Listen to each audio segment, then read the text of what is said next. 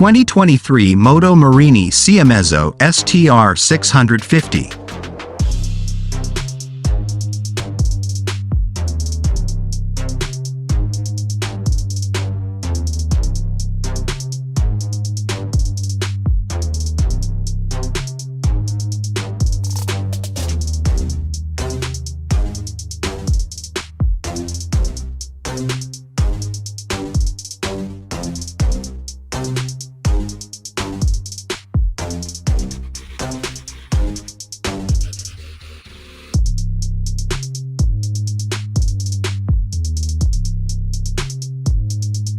Moto Morini is expanding its 650 range with the Seiemmezzo STR you see here.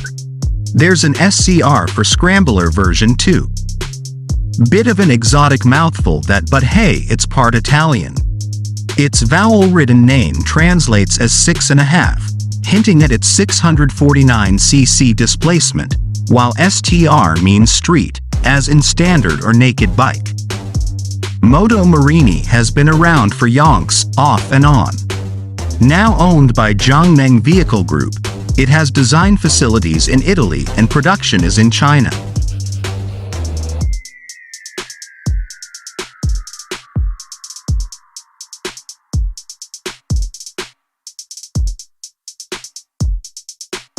Last year, the firm kicked off with the Moto Morini X-Cape 649, a relative ADV middleweight bargain at launch, costing $13,000. It did everything rather well, particularly given its Lamb's legal status, with decent performance despite its 240 kilograms weight.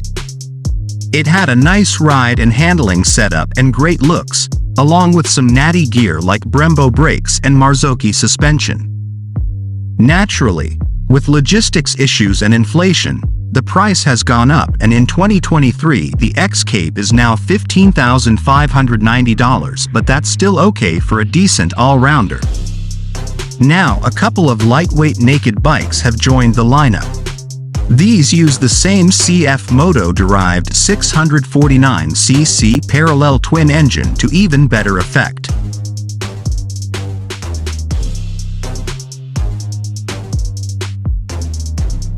That's because the pair are not as beefy. The STR weighed in at just on 210 kilograms fully fueled. And that makes it rather easy to muscle about, engine off, even if the lock isn't that generous. Like X-Cape, this is a sharp looker, though others might prefer the SCR variant with its wee fly screen, beaky front fender, retro-looking brown seat covering, dual-purpose tires on wire-spoked rims and gold forks with plastic slider protection. It costs an extra $600, which most will probably think worthwhile, $13,990 versus $14,590, as it looks, arguably, even better. Those who have ridden it reckon the ride is slightly plusher too.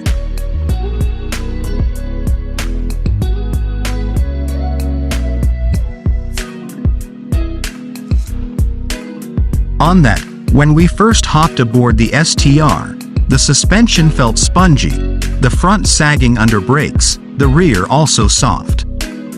Turns out the upside-down cabas are fully adjustable, while the rear has preload and rebound variability.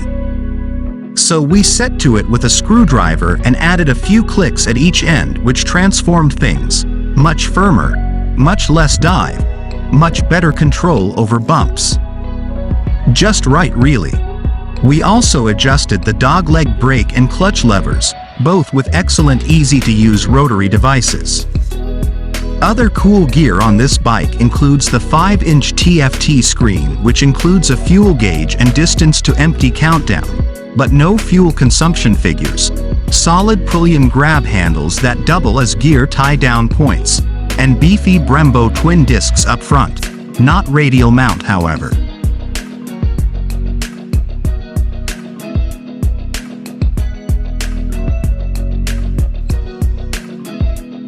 The engine we won't dwell on, as it's the same 45 kilowatts, 54 Newton meters unit as the X-Capes. Only here it is pushing less weight, so it comes in close to the upper limit of the Lamb's formula, 145 kilowatts/ton. That makes it a nippy little thing, closing in on 4 seconds 0 to 100, and an overtake done in well under 100 meters. The mill doesn't sound like much but lugs away cleanly from about 2,000 revolutions per minute, nice for town work, and spins to around 10,000 revolutions per minute at the top end. There's agreeable mid-range pull too, and the power builds progressively.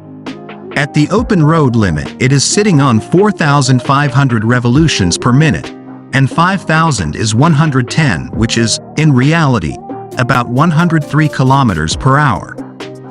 We rode this north from Auckland to Mangawhai on a calm-ish day, which is best for a naked machine, and had plenty of fun. It is easygoing in just about every respect. It tips in well. The Pirelli Angels hang tough and corner bumps don't upset the apple cart. With 120 millimeters of travel each end and suspension adjusted to personal preference, the ride was pleasant, and ditto the riding position, which is open and relaxed, typical of a naked machine. Mirrors aren't that big, and the view isn't wonderful, obscured in part by elbows and a bit of shimmying, but engine vibes are well enough damped by the lone balancer shaft. Brakes are up to snuff too, the fronts doing the business fine by themselves, not always a given on budget middleweight bikes. A best stop from 100 in the late 30s is about what you'd expect.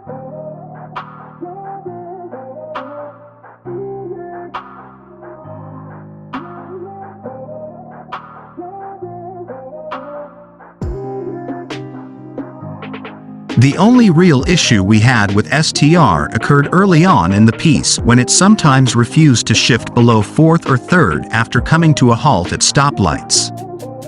However, it had only a few Ks on the odo then, and this trait disappeared as we added more. Neutral was generally easy to find. We also thought that high beam was kaput but discovered the lights were on their DRL setting. Naturally, with the headlight off, the high beam wasn't going to activate, was it? What an idiot. So a good thing.